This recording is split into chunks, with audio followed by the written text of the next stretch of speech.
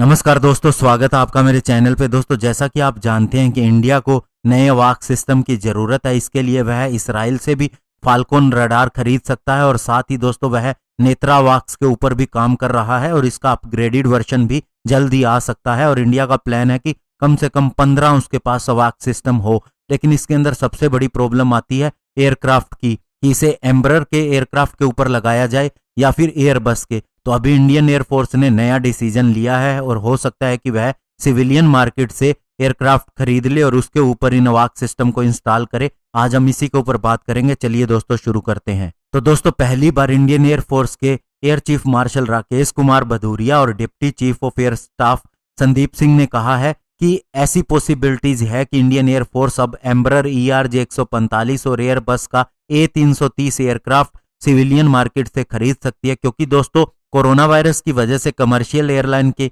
अंदर काफी ज्यादा कमी आई है और उन्हें काफी ज्यादा लॉस भी हो रहा है।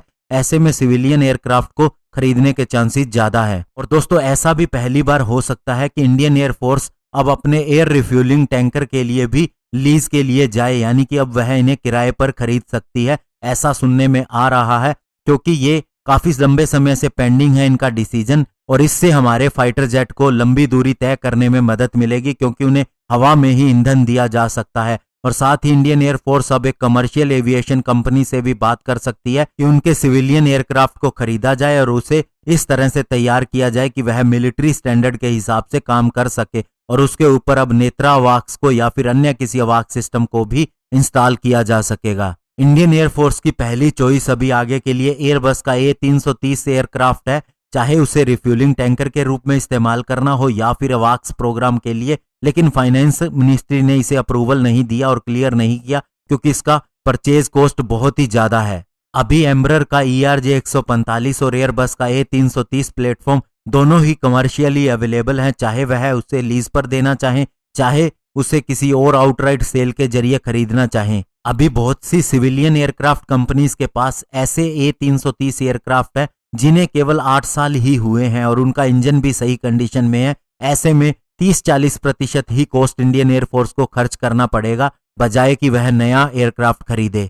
और 1992 से लेकर अभी तक 1500 एयरबस के A330 एयरक्राफ्ट बनाए जा चुके हैं। ऐसे में सिविलियन मार्केट के अंदर इनके इंजन या स्पेयर्स की अगर बात करें तो बड़ा इजीली मिल सकता है, क्योंकि ये काफी ज्यादा संख्या में ऑपरेशनल हैं। और दूसरा दोस्तों, ऐसी कंपनीज भी हैं जो इनको कन्वर्जन किट भी देती हैं, जिससे सिविलियन प्लेटफॉर्म को एरियल रिफ्यूलिंग प्लेटफॉर्म के अंदर बड़ी आसानी से बदला जा सकता है और मिलिट्री वेरिएंट के अंदर बदलना भी बहुत ही आसान है। और दोस्तों, एयरबस ऐसी कंपनी है जो इस तरह के प्लेटफॉर्म के ऊपर लंबे समय से काम करती आ रही है, जैसे कार की कंपनीज काम करती हैं। ये कई बार ऐसे ऑफर देती है कि पुराने एयरक्राफ्ट को लेके आइए और नया एयरक्राफ्ट ले जाइए, या फिर पुराने मॉडल के अंदर अगर कुछ अपग्रेड करवाना है तो उसकी भी कोशिश की जाती है और उसके लिए भी ऑफर दिया जाता है। इसके अलावा करंट कस्टमर को वह दूसरे कस्टमर को अपना एयरक्राफ्ट देने के लिए भी काफी ज्यादा ऑप्शन देती है। तो ऐसे में दोस्तों, अब इंडियन एयरफोर्स भी इसका इस्तेमाल कर सकती है और जल्द से जल्द अपने अवाक सिस्टम के लिए